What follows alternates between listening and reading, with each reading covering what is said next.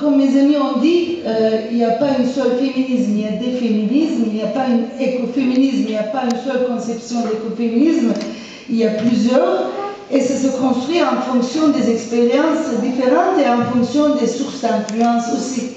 Donc moi je vais juste dire quelques mots comment j'ai grandi dans...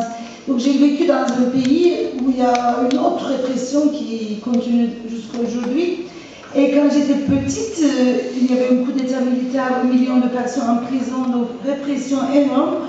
Mais dans ce contexte-là, j'ai été témoin à l'émergence de nouveaux cycles de contestation qui se grandit avec, donc c'était la gauche révolutionnaire était défaite, mais sur les décombres, c'est juste décombres, il y a eu plein de feuilles et des fleurs qui poussent dans le béton, parce que vraiment c'était bétonné. Et c'est dans ce contexte-là que j'ai grandi avec une revitalisation politique, parce que la multiplication des causes, et comme tu es toujours sous les répressions, tu es obligé de converger. Et tu es obligé de converger, ça fait quoi? Quelque part, ça ne passe pas toujours bien.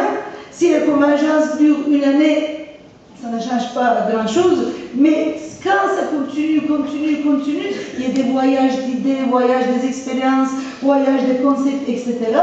Et le mouvement féministe en Turquie était très important dans cette réalisation politique. Donc grâce à ce mouvement, le mouvement libertaire s'est développé, le mouvement écologiste est développé, antimilitariste et les autres. Donc c'était vraiment un espace de revitalisation. J'avais beaucoup de